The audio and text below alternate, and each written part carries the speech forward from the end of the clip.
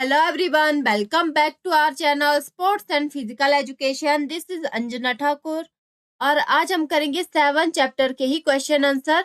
तो 7 चैप्टर हमने last video के अंदर कर लिया था, तो इसके हम क्वेश्चन आंसर आज करेंगे। जो लोग हमारे साथ नए जुड़े हैं उनके लिए बता दूं कि जो क्लास 11th है उनकी जो फिजिकल एजुकेशन की बुक है health and physical education NCERT के सिलेबस के अकॉर्डिंग हम यहाँ पर कर रहे हैं पूरा।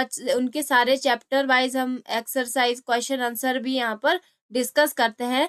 तो आज हम करेंगे 7th चैप्टर, ठीक है, सेफ्टी एंड सिक्योरिटी। इसका जो एक्सरसाइज क्वेश्चन आंसर है, पहले लॉन्ग आंसर क्वेश्चन है। पहला question, how can be prevent injuries bye preparing good sports facilities.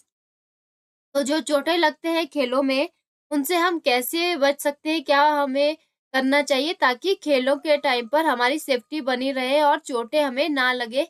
तो इसके लिए देखिए, एक तो है कि जो स्पोर्ट्स का ग्राउंड है वो बिल्कुल सेफ होना चाहिए, यानी कि वहां पर कोई भी तीखे पत्थर नहीं होने चाहिए, टूटी हुई ईंटें या कोई ग्लास के पीसेज, ठीक है। इस तरह के कई बार ग्राउंड में कई बोतलों के पीसेज रहते हैं या फिर कोई शीशे के टुकड़े पड़े रहते हैं या कोई तीखा सा पत्थर होगा, बड़े पत्थर पड़े रहते हैं, उनसे भी चोटें लगने का खतरा होता है। तो ये सब चीजें पहले ही हटा देनी चाहिए ताकि कोई भी खेलते समय चोट ना लगे। दूसरा है, ensure there are no near by high tension electric wire और बारवेट फेंसेस। तो यहाँ पर ये भी ध्यान रखना चाहिए कि ग्राउंड के नजदीक कोई भी बिजली की तारें वगैरह ना हो या ग्राउंड में ही कोई बिजली की तारें ना हो, तो उनसे भी हमें खतरा हो सकता है। तो इस तरीके से कोई भी ऐसी चीजें जहाँ पर इलेक्ट्रिक वायर वगैरह होती है ग्राउंड में, तो ये सब चीजें नहीं होनी चाहिए। फिर maintain a smooth and clear surface suitable for specific sports. तो जो भी स्पोर्ट्स खेल रहे हैं तो हर एक स्पोर्ट्स के जो ग्राउंड रहते हैं उनका हो सकता है अलग अलग ग्राउंड उनके लिए होते हैं। जो भी कोर्ट होती है अलग अलग होती है, तो जैसा भी स्पोर्ट्स रहता है उनके लिए जो है वो जो सरफेस होता है वो साफ सुथरा होना चाहिए, क्लीन होना चाहिए, स्मूथ होना चाहिए। तो इस तरीके से जो भी ग्राउंड या कोर्ट रहता है वो वहाँ का जो सरफेस है वो भी बिल्कुल सही होना चाहिए। फिर सेकंड है प्रॉपर प्लेइंग एरिया। तो जो प्लेइंग एरिया रहेगा वो भी हमारा बिल्कुल ऐसा होना चाहिए जहाँ पर बहुत ज्यादा स्पेस हो, मतलब बहुत ज्यादा क्या, जितना भी जरूरत रहती है उस स्पोर्ट्स को खेलने के लिए उतना स्पेस इनफ होना चाहिए जहाँ पर प्रॉपरली मूव कर सके। ऐसा ना हो कि जगह कम होने की वजह से एक दूसरे को चोट लग जाए। तो प्रॉपर यहाँ पर स्पेस होना चाहिए जहाँ पर भी कोई खेल हो रहा है या जहाँ पर भी आप खेलते हैं, तो वहां पर का जो भी स्पेस रहेगा, एरिया रहेगा, वो पूरा होना चाहिए उस खेल के लिए। फिर है provide a designated warm up area separated from competition field. तो वार्मिंग अप जो है वो खेलने से पहले जरूरी रहता है ताकि हमें खेलते समय कोई भी चोट ना लगे। अपनी बॉडी को वार्म अप करना जरूरी होता है, तो वार्म अप के लिए अलग से जगह होनी चाहिए। जहां पर कंपटीशन हो रहे हैं वहीं पर वार्मिंग अप नहीं करना चाहिए। ऐसा ना हो कि कुछ खिलाड़ी जो है वहीं पर वार्मिंग अप कर रहे हैं, वहीं पे कंपटीशन भी खेल रहे हैं, तो इस तरीके से भी चोटें लग सकती हैं। इसीलिए वार्मिंग अप के लिए जो एरिया रहेगा वो अलग से होना चाहिए। उसके बाद है seating for player and spectators.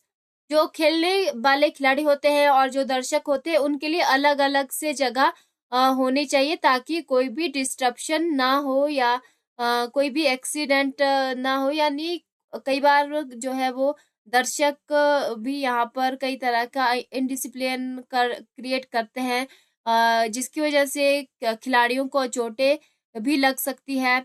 या इसीलिए जो है वो प्लेयर के लिए या स्पेक्टेटर जो रहते हैं उनके लिए अलग से बैठने की जगह होनी चाहिए। फिर है maintain a distance of at least 6 metre between sitting area and the end line. और जहां पर भी खिलाड़ी बैठेंगे या कोई भी स्पेक्टेटर्स या दर्शक जहां पर बैठेंगे वहां से जो एंड लाइन रहेगी, कोर्ट की जो भी एंड लाइन रहेगी या साइड लाइन रहेगी, कोर्ट से कम 6 मीटर का डिस्टेंस तो होना ही चाहिए। यानी कि जो भी हमारा कोर्ट है या मैदान है बाहर से कुछ डिस्टेंस होना चाहिए, जो बैठने वाले खिलाड़ी रहेंगे या स्पेक्टेटर रहेंगे उनके बीच में।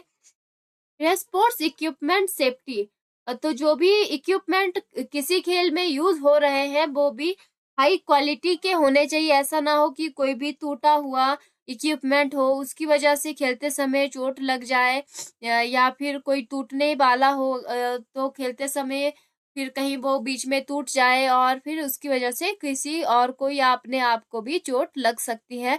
इसीलिए पहले से ही सारे इक्विपमेंट चेक कर लेने चाहिए और हाई क्वालिटी के इक्विपमेंट का यूज करना चाहिए, और जितने भी प्लेयर की सेफ्टी के लिए इक्विपमेंट होते हैं उनको भी पहनकर ही खेलना चाहिए, ताकि कोई भी दुर्घटना ना घटे।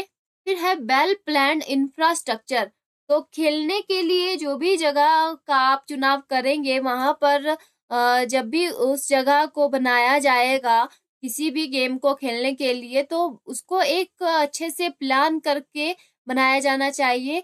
जो भी सीढ़ियाँ वगैरह रहेंगी या रास्ता रहेगा वो जो खेलने वाला एरिया है उससे थोड़ा दूर होना चाहिए, साइड से होकर जाने के लिए रास्ता होना चाहिए। ऐसा ना हो कि ग्राउंड के बीच में से होकर आम लोगों के लिए रास्ता है या दूसरे दर्शकों के लिए रास्ता है, तो उसकी वजह से भी चोटें लग सकती हैं। इसीलिए जो है वो प्रॉपर तरीके से डिज़ाइन करके बनाना चाहिए। जो भी जहाँ पर भी खेलने का एरिया है उसको ठीक ढंग से इंस्टॉल करना चाहिए। एक सेफ डिस्टेंस पर सारे रास्ते, सीढ़ियाँ जो भी हैं उनको अलग से रखना चाहिए। Indoor facility should have appropriate lighting, ventilation and clean surface. तो जो भी जितने भी इंडोर फैसिलिटीज रहेंगी जहाँ पर इंडोर गेमें खेली जाती है वहां पर एक तो लाइटिंग बहुत सही होनी चाहिए और वेंटिलेशन की सुविधा होनी चाहिए, और जो भी सरफेस है वो क्लीन होना चाहिए। तो इन सब चीजों का अगर ध्यान रखेगा तो यहाँ पर कोई भी खेल से संबंधित चोटें नहीं लगेंगी। तो क्या क्वेश्चन था, how can be prevent injury bye preparing good sports facility. तो एक अच्छी स्पोर्ट्स फैसिलिटी को हम प्रिपेयर कर सकते हैं जिसकी वजह से खेलों में जो चोटें लगती हैं उनसे बचा जा सकता है। और सेकंड है, what are the safety rules one can observe when buying a sports shoes. तो कौन से सेफ्टी रूल्स का ध्यान रखना चाहिए किसी को भी जब स्पोर्ट्स शूज खरीद रहे होंगे, तो क्या चीजों का ध्यान रखा जाना चाहिए ताकि जो भी स्पोर्ट्स शूज है वो सही तरीके के यहाँ पर आए, ताकि सेफ्टी यहाँ पर बनी रहे। तो देखिए जो स्पोर्ट्स शूज है उसको यहाँ पर जब उसका चुनाव किया जाना है तो एक तो उसकी फिटिंग देखी जानी चाहिए कि वो पाँव में प्रॉपर फिट हो रहे हैं या नहीं हो रहे हैं, कंफर्टेबल है या ना नहीं है। तो फिटिंग देखना सबसे जरूरी है। ऐसा ना हो कि टाइट अगर शूज पहन लिए और खेलते समय फिर उसमें कट लग सकता है हमारे पाँव में, या छाले निकल सकते हैं, ठीक है, और बैलेंस के भी इशू हो सकते हैं। तो इसकी वजह से या टाइट या लूज दोनों ही तरह के शूज नहीं लेने चाहिए। जो फिट आते हैं, कंफर्टेबल होते हैं, वही शूज लेने चाहिए। फिर सेकंड है आर्क स्पोर्ट। अब हमारे शूज के अंदर आर्क रहती है, हमारे पाँव में भी एक आर्क रहती है, ठीक है। उस आर्क को स्पोर्ट करने के लिए उसी तरीके के जो है वो शूज होने चाहिए। तो इस चीज का भी ध्यान रखा जाना चाहिए। एक है defective arc can cause muscle stiffness and fatigue. तो अगर एक सही तरीके के आर्क वाले शूज हम नहीं लेते हैं तो मसल में स्टिफनेस हो सकती है, खिंचाव हो सकता है और थकान ज्यादा फील हो सकती है हमारे पाँव में। फिर तीसरा क्या है इसमें, मटेरियल क्वालिटी। तो जो भी शूज ले रहे हैं उसकी क्वालिटी भी अच्छी होनी चाहिए। लो क्वालिटी के मटेरियल वाले शूज अगर लेंगे तो उसकी वजह से पाँव में चोटें लग सकती है। फिर है स्पेसिफिक टू स्पोर्ट्स। अब देखिए कुछ खेलों के लिए कुछ अलग से शूज होते हैं, तो जैसी भी जिस भी गेम की जो रिक्वायरमेंट है उसके अकॉर्डिंग ही शूज का चुनाव करना चाहिए। फिर है एंकल स्पोर्ट। तो एंकल को सपोर्ट करें ऐसे शूज भी यहाँ पर होने चाहिए ताकि जो मोच आती है, ठीक है, उसका रिस्क जो है वो कम हो जाए, स्प्रेन स्ट्रेन ऐसी चीजों का रिस्क कम हो जाए। तो ये कुछ 4-5 पॉइंट आपने लिख लेने हैं। हाँ, तो सेकंड क्वेश्चन भी हमारा यहाँ पर कंप्लीट हो जाता है। And the third question is what is meant by safety through sports instrument. तो स्पोर्ट्स इंस्ट्रूमेंट से सेफ्टी से मतलब है कि इस तरह के जो इंस्ट्रूमेंट का यूज़ किया जाना चाहिए जिसकी वजह से खेल के दौरान कोई भी चोटें ना लगें। वो खेल के दौरान, कॉम्पिटिशन के दौरान क्या होनी चाहिए, सेफ हो, रिलायबल हो, इस तरह के स्पोर्ट्स इंस्ट्रूमेंट का यूज़ किया जाना चाहिए। जिसमें देखिए हाई क्वालिटी का मटेरियल होना चाहिए, ठीक है? ऐसे हाई क्वालिटी से बने हुए इंस्ट्रूमेंट का ही यूज़ करना चाहिए ताकि चोटें ना लगे। और फिर है रेगुलर मेंटेनेंस, तो ऐसे इक्विपमेंट का यूज़ किया जाना चाहिए जिनका यहाँ पर मेंटेनेंस जो है वो रेगुलरली हो रहा हो। यहाँ पर कहीं पे भी डैमेज नहीं होने चाहिए, टूटे-फूटे हुए नहीं होने चाहिए। अगर टूटे हैं तो अच्छे से रिपेयर होने चाहिए या फिर उनको रिप्लेस किया करने की अगर ज़रूरत है तो रिप्लेस भी करने चाहिए, बदल कर यहाँ पर अच्छे इक्विपमेंट का ही यूज़ करना चाहिए। तो रेगुलर उनका मेंटेनेंस भी होना ज़रूरी है, ताकि उनको चेक किया जाए, कोई भी यहाँ पर डैमेज है या नहीं है, तो अगर डैमेज है तो फिर रिपेयर करें या फिर रिप्लेस करें। लेकिन अच्छी क्वालिटी के और सही तरीके के ही इंस्ट्रूमेंट का यूज़ किया जाना चाहिए। फिर है एर्गोनॉमिक डिज़ाइन, तो इस तरह से डिज़ाइन करने चाहिए इंस्ट्रूमेंट जो कि नेचुरल मूवमेंट जो रहती है एथलीट की वहाँ पर उसको पूरा कर सके और स्ट्रेन का रिस्क यहाँ पर कम हो सके। फिर है कंप्लायंस विद स्टैंडर्ड, तो स्पोर्ट्स इंस्ट्रूमेंट ऐसे यूज़ करने चाहिए जो कि इंटरनेशनल सेफ्टी स्टैंडर्ड के अकॉर्डिंग यहाँ पर बने हो। इनका जो भी यहाँ पर स्टैंडर्ड रहता है, सेफ्टी का स्टैंडर्ड रहता है, उसको यहाँ पर वो पूरा कर सके, इस तरह के इंस्ट्रूमेंट का यूज़ किया जाना चाहिए। तो इस तरीके से 4-5 पॉइंट लिख लेंगे ताकि हमें पता चल सके कि स्पोर्ट्स इंस्ट्रूमेंट का हमें किस तरह सही तरीके से यूज़ करना चाहिए जो कि डैमेज ना हो, अच्छे से मेंटेन हो, ठीक है? और सही तरीके से डिज़ाइन किए गए हो और जो भी सेफ्टी के स्टैंडर्ड है, इंटरनेशनल सेफ्टी स्टैंडर्ड है, उसको वो पूरा कर सके। इस तरीके के इंस्ट्रूमेंट का यूज़ खेलों में करना चाहिए ताकि सेफ्टी और सिक्योरिटी बनी रहे खिलाड़ियों की। फिर फोर्थ क्वेश्चन पे आते हैं, how does sports uniform help in the safety of the sports person. तो यूनिफॉर्म जो रहती है, स्पोर्ट्स की यूनिफॉर्म कैसे हेल्प करती है स्पोर्ट्स पर्सन को सेफ्टी के लिए, तो इसके बारे में हम करेंगे। देखिए, सबसे पहले जो भी कपड़े हम पहनते हैं वो कंफर्टेबल होने चाहिए। तो खेलते समय जो एथलीट रहते हैं या स्पोर्ट्स पर्सन रहते हैं उनको जो भी जो भी यूनिफॉर्म दी जाती है या कि हर एक गेम की जो भी उनका एक किट रहती है या यूनिफॉर्म रहती है वो कैसी होनी चाहिए, कंफर्टेबल भी होनी चाहिए ताकि उसमें जो एथलीट होते हैं उनको अच्छा फील हो, ठीक है? और जो फोकस है कंपटीशन पे फिर वो बना रहे।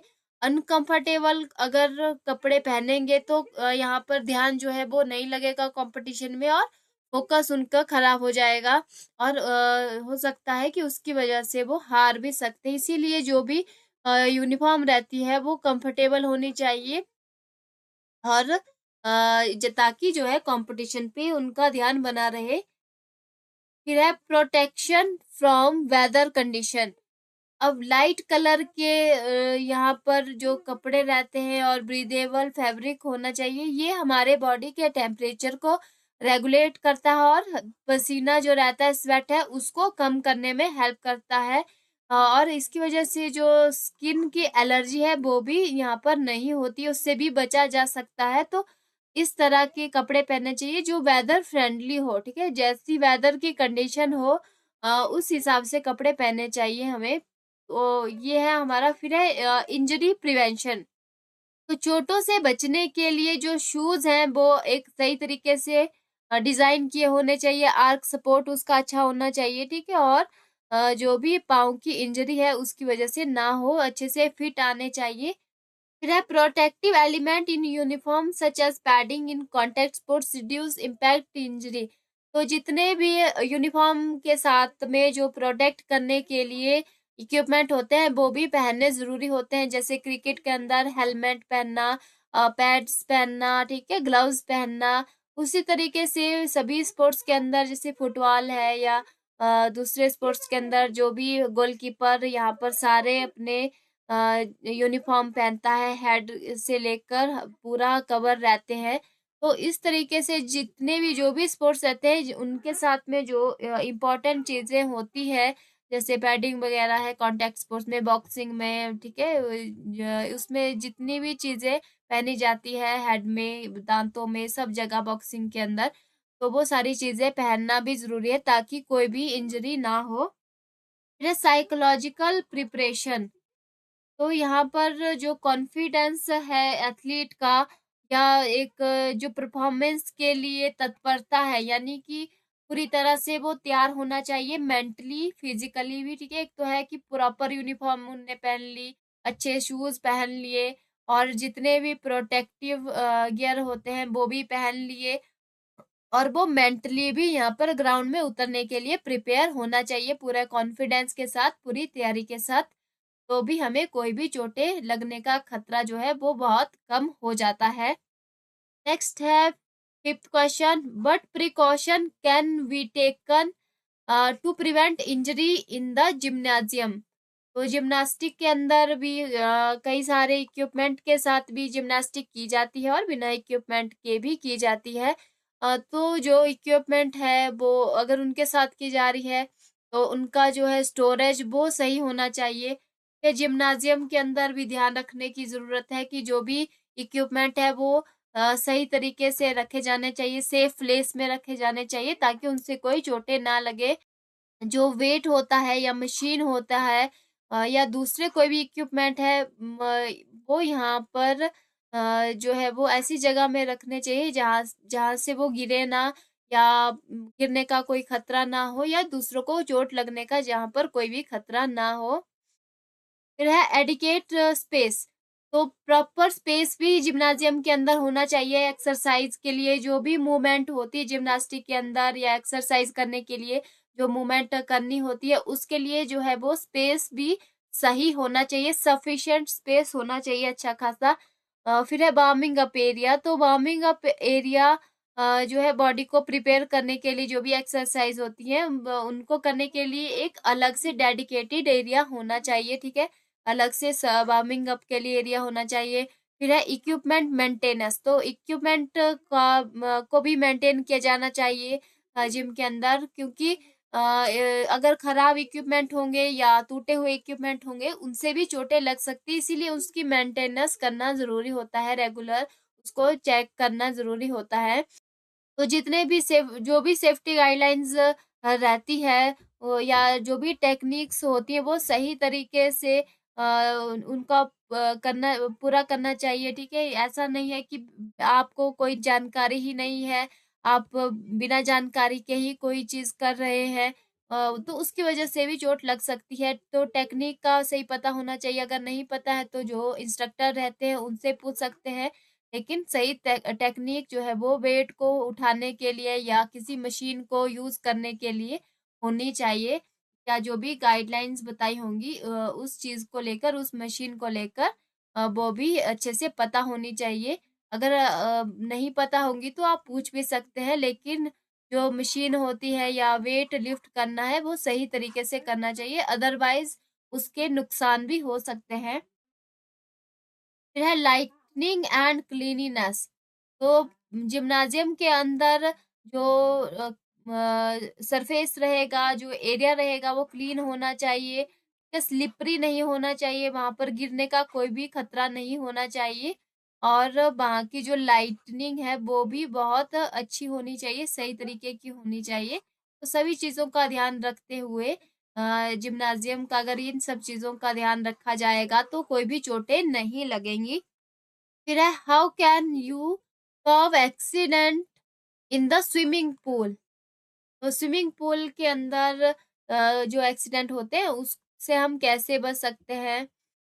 तो यहाँ पर जो भी बिगनर्स होते हैं या एडवांस स्विमर होते हैं, दोनों के लिए अलग से पूल का यहाँ पर होना ज़रूरी रहेगा, क्योंकि जो बिगनर रहते हैं उनको उतना जानकारी नहीं होती है। उनको सिखाने के लिए इंस्ट्रक्टर रहेंगे या जो कोचेज़ रहेंगे वो अलग से उनको सिखाएँ, और जो एडवांस स्विमर रहते हैं उनके लिए अलग से पूल होना चाहिए ताकि उनके बीच में कहीं इंजरी का खतरा ना हो। फिर ट्रेन्ड लाइफ़गार्ड, तो एक तो स्विमिंग पूल में यहाँ पर लाइफ गार्ड होना चाहिए और वो वेल ट्रेन्ड होना चाहिए। अच्छे से ट्रेन्ड लाइफ गार्ड को यहाँ पर रखा जाना चाहिए और उसके पास सारे जो भी ज़रूरी इक्विपमेंट होते हैं, ज़रूरी चीज़ें रहेंगी, जैसे रस्सी है, जैकेट है, ठीक है, स्टिक है। तो ये सारी जितने ज़रूरी चीज़ें हैं लाइफ सेविंग के लिए, वो सारी चीज़ें उसके पास होनी चाहिए, वेल ट्रेन्ड होना चाहिए, ठीक है। लाइफ गार्ड यहाँ पर होना ज़रूरी है स्विमिंग पूल में। फिर है सेफ्टी इंस्ट्रक्टर, तो swimmer should follow all pool rule and guidelines. तो सारे जितने भी गाइडलाइंस दिए रहेंगे स्विमिंग पूल से रिगार्डिंग, तो स्विमर को उन सारे रूल्स का, उन सारे गाइडलाइंस को पूरा फॉलो करना चाहिए, ताकि यहाँ पर कोई भी गलती ना हो सके और कोई भी एक्सीडेंट ना हो सके। फिर है स्विमिंग गियर, तो यहाँ पर प्रॉपर जो भी स्विमिंग गियर रहते हैं, कैप, कॉस्ट्यूम, गॉगल, ठीक है, जो कि एक स्विमर को प्रोटेक्ट करते हैं पानी के अंदर, तो सारी चीजें पहनना जरूरी रहता है। फिर है वाटर का जो क्वालिटी है उसको भी मेंटेन किया जाना चाहिए, जो proper chlorination and regular cleaning है, ठीक है। पूल जो है अच्छे से रेगुलरली क्लीन होना चाहिए, क्लोरीन का भी यूज किया जाना चाहिए और जो हाइजीन है उसको भी यहाँ पर प्रॉपरली मेंटेन किया जाना चाहिए पूल के अंदर, ताकि कोई भी इंफेक्शन ना हो सके। फिर है स्लिपरी सरफेस, तो पूल के अराउंड जो, ठीक है, जो भी पूल रहेगा स्विमिंग पूल, उसके आसपास का एरिया जो है वो स्लिपरी नहीं होना चाहिए, वहां पर एंटी स्लिप मैट जो है वो लगाए जाने चाहिए, ठीक है। और जो शावर एरिया रहता है या फिर पूल के जो आसपास का एरिया, अराउंड जो एरिया रहता है, वहां पर एंटी स्लिप मैट लगाए जाने चाहिए, ताकि फिसलने का कोई भी खतरा ना रह सके। अगला है सेवंथ क्वेश्चन, फिजिकल फिटनेस में be used as a tool to prevent sports injury, elaborate. तो जो फिजिकल फिटनेस है, अगर कोई इंसान फिजिकली फिट है तो ऑब्वियस है उसको खेलों में जो चोटें लगेंगी वो भी कम लगेंगी, ठीक है। चोटें लगने का खतरा भी उनको कम होता है। उसको हम कैसे इलेबोरेट कर सकते हैं, हेडिंग इसको दे देंगे। पहली हेडिंग देखिए, इनहेंस रिएक्शन टाइम। अब देखिए कोई खिलाड़ी अगर फिजिकली फिट है, उसकी कंडीशनिंग बॉडी की बहुत अच्छी है, तो वो बहुत जल्दी जो है वो रिएक्शन उसका दे देगा किसी भी गेम के अंदर। क्या होता है, कई बार हमें बहुत जल्दी जो है वो चेंज लेना पड़ता है गेम प्ले के अंदर, ठीक है। फास्ट अगर कोई चेंज लेने के लिए उसका जो रिएक्शन टाइम है वो बहुत अच्छा है, ठीक है, बहुत जल्दी वो चीज़ों के लिए रिएक्ट कर लेता है। मान लीजिए कोई खो खो का मैच हो रहा है या बास्केटबॉल का मैच है, कोई सडनली कोई पास दे देता है बास्केटबॉल के अंदर या खो खो के अंदर, कोई उसको जल्दी से खो देता है और उसने अगर फास्ट उसके प्रति रिएक्ट कर लिया, या दौड़ते समय अगर उसको अपना डायरेक्शन अचानक से चेंज करना है किसी गेम के अंदर, अगर वो उसके प्रति उसका रिएक्शन टाइम बहुत अच्छा है, एकदम से वो मुड़ पा रहा है, जल्दी से रिएक्ट कर रहा है चीज़ों के लिए, पास पकड़ रहा है, इस तरीके से अगर गेम प्ले के अंदर फास्ट रिएक्शन उसका हो रहा है, तो उसको गिरने का खतरा वो है कम होता है। वो यहाँ पर गिरेगा नहीं बहुत जल्दी और रिएक्ट कर लेगा, अपनी बॉडी पे उसका कंट्रोल अच्छा रहेगा। तो इस वजह से जो है वो चोटें नहीं लगेंगी उसको। फिर है इम्प्रूव्ड मसल स्ट्रेंथ, तो स्ट्रॉन्ग मसल अगर होगी तो बेटर सपोर्ट रहेगा जॉइंट के ऊपर, और जो स्प्रेन और स्ट्रेन का खतरा है वो इससे कम हो जाएगा। तो स्ट्रॉन्ग मसल अगर होगी, फिजिकली फिट इंसान की मसल क्या रहेगी, उसकी मसल में ताकत रहेगी, जिसकी वजह से जो जॉइंट पे सपोर्ट रहेगा वो बेटर रहेगा। और स्प्रेन और स्ट्रेन, ठीक है, हमारी मसल जो ज्यादातर चोटें हमें क्या लगती है, मोच आना वगैरह ऐसी चोटें, स्ट्रेन हो जाते हैं, लिगामेंट खिंच जाते हैं, तो ये सारी चीजें जो है वो नहीं होंगी अगर फिजिकली फिट है तो। फिर है बेटर इंड्योरेंस, तो यहाँ पर फिजिकल फिटनेस के ही ये सारे कंपोनेंट है, स्ट्रेंथ, इंडोरेंस, फ्लेक्सिबिलिटी, ठीक है। तो इंडोरेंस भी अगर अच्छा होता है तो लंबे समय तक बिना थके हुए वो काम को कर सकता है एथलीट, और जिसकी वजह से जो है वो चोटें कम लगने का खतरा होता है, क्योंकि थकान भी कई बार वजह होती है कि कोई इंसान अगर थक जाता है या कोई एथलीट थक जाता है तो उसकी वजह से उसकी बॉडी ठीक से काम नहीं करने लगती है और उसका जो परफॉर्मेंस होती है उसके ऊपर फोकस कम हो जाता है और जिसकी वजह से भी चोटें लग जाती है, गिर सकता है या टकरा सकते हैं किसी से। तो फिर इसमें है एनहांस फ्लेक्सिबिलिटी। तो फ्लेक्सिबिलिटी अगर अच्छी है तो मसल में स्टिफनेस जो है वो कम हो जाएगी और मसल जो है वो जो खिंच जाती है, टूट जाती है, उसका खतरा भी कम हो जाएगा अगर हमारी मसल के अंदर फ्लेक्सिबिलिटी का लेवल अच्छा है तो। फिर है साइंटिफिक एविडेंस। तो research indicate that fitness can prevent up to 60% of sports related injury. तो बिल्कुल सही है, रिसर्च में ये पाया गया है कि अगर फिटनेस का लेवल अच्छा है तो उसकी वजह से 60% जो खेलों में चोटें लगती है वो खतरा जो है 60% तक कम किया जा सकता है। तो इस तरीके से 4-5 पॉइंट लिख लेना अच्छे से, तो लॉन्ग आंसर क्वेश्चन के लिए ये सही रहेगा। और हमेशा मैं आपको बोलती हूँ कि हेडिंग बनाकर ही लिखे, हेडिंग और सब हेडिंग देना बहुत ज़रूरी रहता है ताकि जो अच्छे से आपका क्वेश्चन को भी एक्सप्लेन करने का ये तरीका रहता है, ताकि जो पढ़ने वाला होता है वो आपका हेडिंग देख के ही समझ जाएगा कि आपने किस तरीके से इसको अटेम्प्ट किया है। तो हेडिंग देना बहुत ज़रूरी है आपके लिए, ताकि आपके मार्क्स जो है वो सही तरीके से आ जाए और कहीं से भी मार्क्स ना कटे। फिर नेक्स्ट है write down the myth and fact about substance abuse. तो कौन से मिथ होते हैं या कौन से फैक्ट है जो भी सब अब्यूज सब्सटेंस है, जैसे कोई अल्कोहल है, ड्रग्स वगैरह होते हैं, तो उनको लेकर क्या क्या मिथ्स हैं, क्या क्या फैक्ट्स हैं, वो हमने चैप्टर में भी पढ़ ली हैं। तो थोड़े 4-5 पॉइंट उनमें से आप लिख सकते हैं, जैसे trying drugs just once is harmless. तो एक बार अगर ड्रग्स कोई लेता है तो ये हार्मलेस होता है, उससे कोई नुकसान नहीं होता है। तो ये बहुत बड़ा मिथ होता है। भले ही आप एक बार ही ले रहे हो, उसकी वजह से भी आपको एडिक्शन लग सकती है, ठीक है? शुरुआत ऐसे ही होती है, कोई सोचता है कि एक बार ले लेंगे तो उससे कोई भी नुकसान नहीं होगा, लेकिन ये फैक्ट नहीं है, ये मिथ होता है।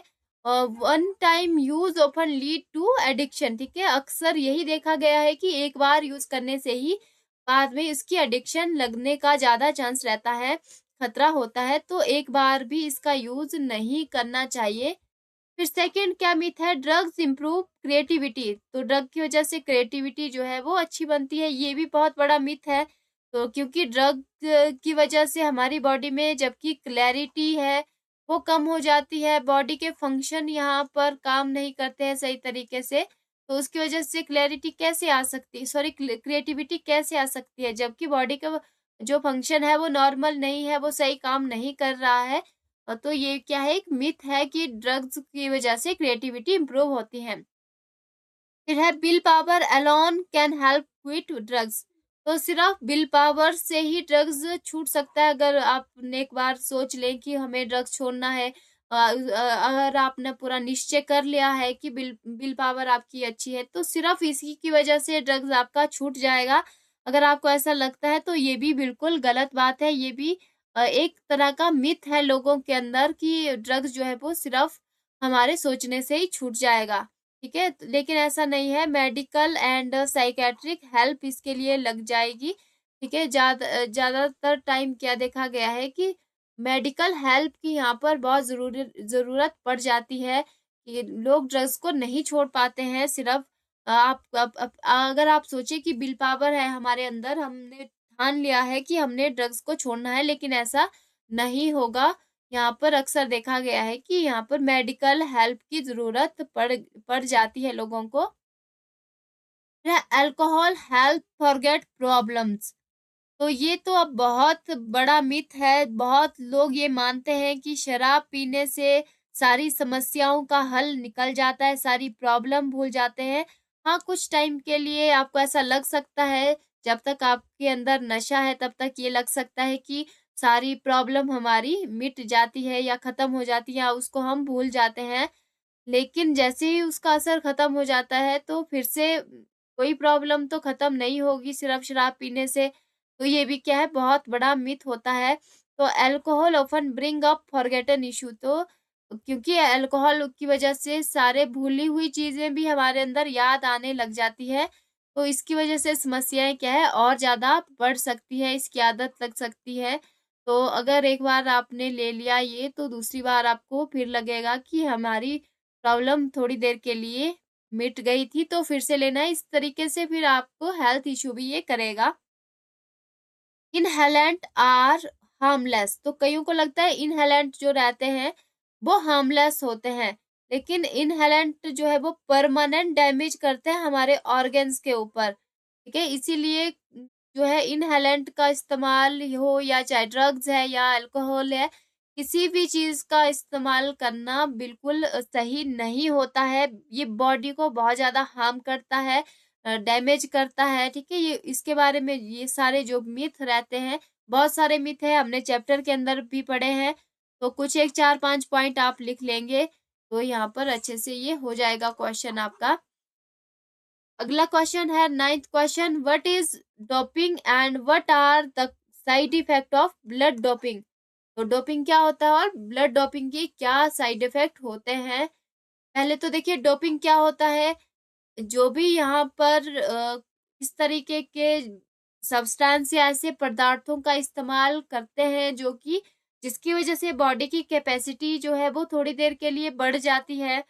ठीक है, ऐसा खिलाड़ियों को लगता है कि उनकी बॉडी की क्षमताएं जो है वो बढ़ गई हैं। ऐसी कुछ ड्रग्स ऐसे कोई स्टेरॉइड का इस्तेमाल वो करते हैं ताकि उनकी परफॉर्मेंस जो है वो बढ़ जाए, लेकिन बाद में उनका प्रभाव शरीर के ऊपर बहुत बुरा पड़ता है। तो डोपिंग हमारा सिंपली आप लिख सकते हैं, doping refer to use of band substance, क्योंकि ये बैन किए गए हैं खिलाड़ियों के लिए, क्योंकि ऐसे सब्सटेंस जो अगर कोई लेता है जिसकी वजह से परफॉर्मेंस उनकी बढ़ जाती है तो दूसरे खिलाड़ियों के लिए क्या हो जाएगा, ये अनफेयर हो जाएगा। तो अनफेयर एडवांटेज उनको यहाँ पर मिल जाता है, और अपनी बॉडी पे भी उनका बहुत बुरा असर देखने को मिलता है। तो इसीलिए लिख सकते हैं, doping refer to use of band substance और method to enhance athlete performance, तो उसको डोपिंग बोलेंगे जो कि बैन होती है। फिर है ब्लड डोपिंग। ब्लड डोपिंग क्या होता है? इसमें क्या करेंगे कि जो रेड ब्लड सेल है इसका जो है वो संख्या बढ़ाई जाती है ब्लड के अंदर, ठीक है? इंजेक्ट किए जाते हैं रेड ब्लड सेल ताकि जो आरबीसी है, रेड ब्लड सेल है, उसकी मात्रा जो है वो बढ़ जाए हमारी बॉडी के अंदर। तो इसीलिए जो है कुछ लोग क्या करते हैं, ब्लड डोपिंग करते हैं आरबीसी की मात्रा को बढ़ाने के लिए ताकि उनकी परफॉर्मेंस जो है वो बढ़ जाए। और इसके जो साइड इफेक्ट होते हैं, ब्लड डोपिंग के साइड इफेक्ट यहाँ पर पूछे गए हैं, 2 पार्ट में है क्वेश्चन। What is doping?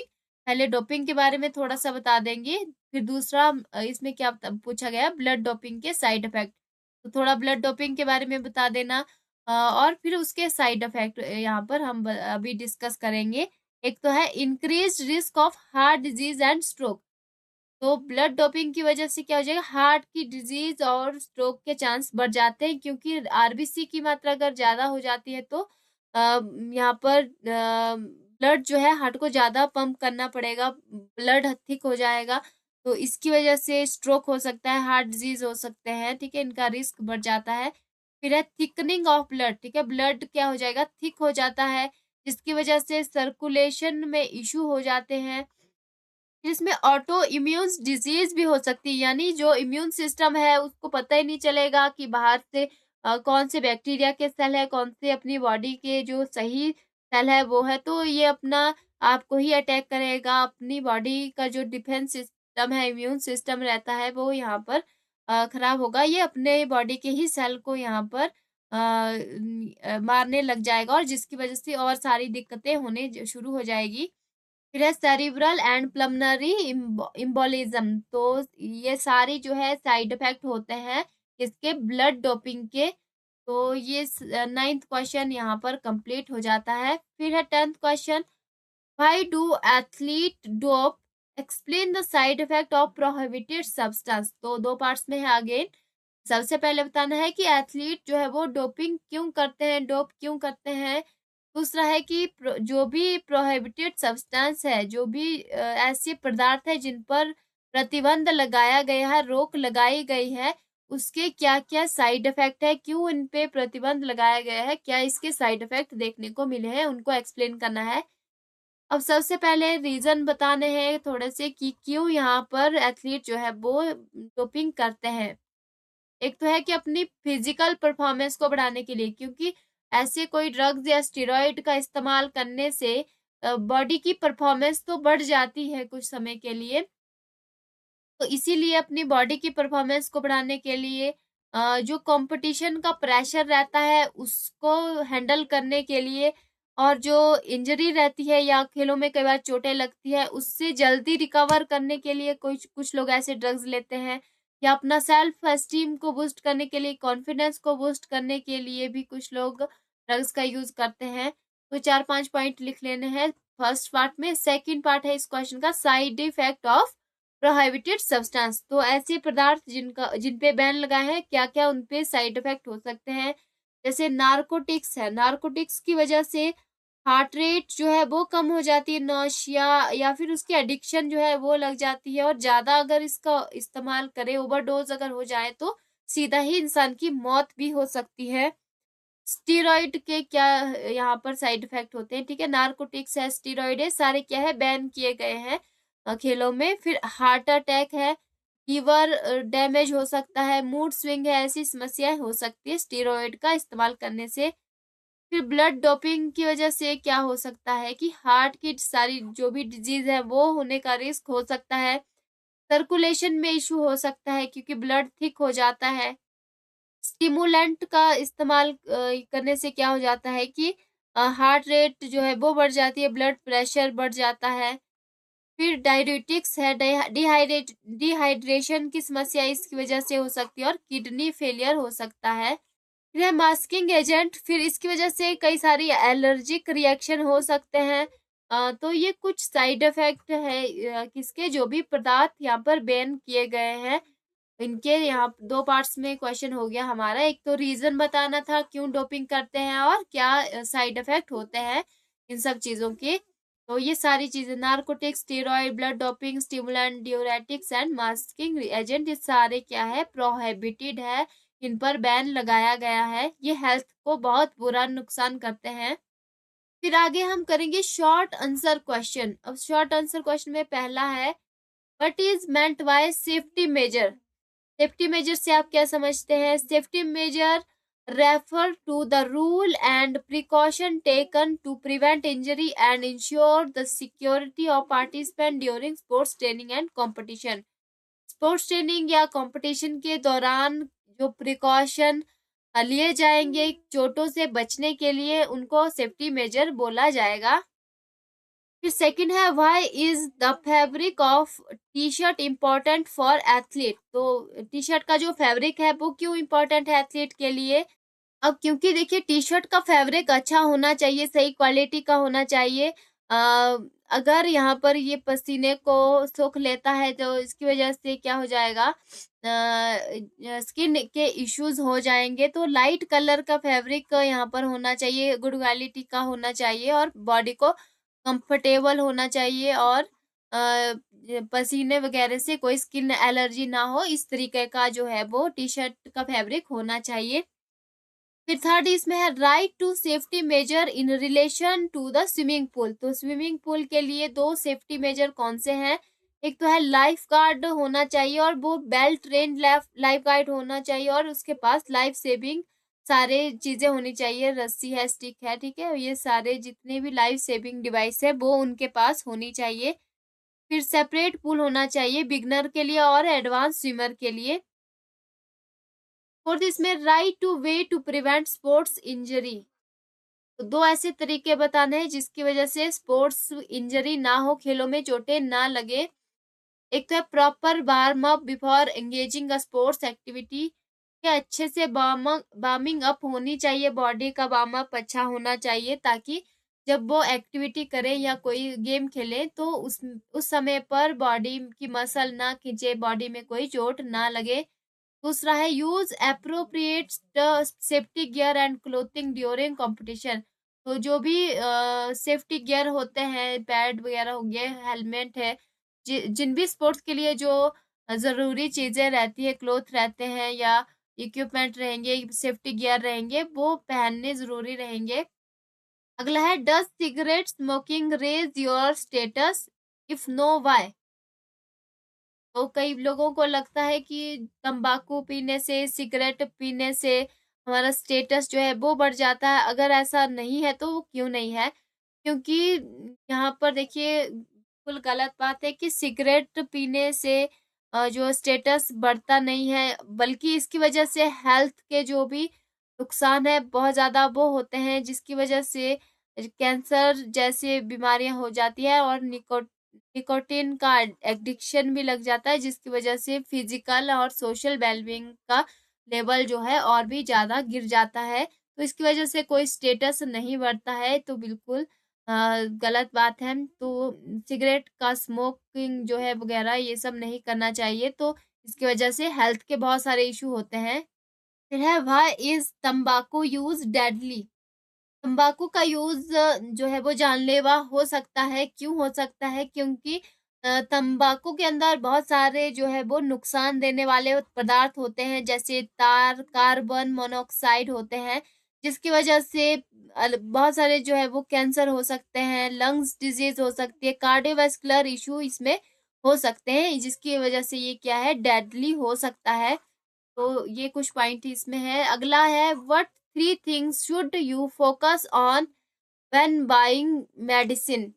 तो दवाइयाँ लेते समय कौन सी तीन चीजें बतानी है जहां पर फोकस करना चाहिए, ध्यान देना चाहिए। कौन सी तीन चीजें बतानी है हमने? Follow the prescription of the doctor. तो डॉक्टर ने जो प्रिस्क्रिप्शन बताया है उसको सही तरीके से मानना चाहिए, फॉलो करना चाहिए। दूसरा है check the date of manufacture and expiry. तो बनने की और एक्सपायरी डेट हमेशा चेक कर लेनी चाहिए। तीसरा है read instruction on the dosages and storage. तो जो क्या डोज करनी है, कितनी डोजेज में वो दवाई लेनी है, तो डॉक्टर ने जो बताई होगी, या फिर स्टोरेज उसकी कैसी करनी है, कूल ड्राई प्लेस पे रखना चाहिए, सनलाइट में नहीं रखना चाहिए। तो जैसी भी स्टोरेज रखनी चाहिए उसको लेकर जो इंस्ट्रक्शन है उसको पढ़ना चाहिए। तो ये तीन चीजें हैं जो हमें दवाइयाँ लेते समय ध्यान देना चाहिए। What are the category of doping. तो डोपिंग की क्या कैटेगरी है?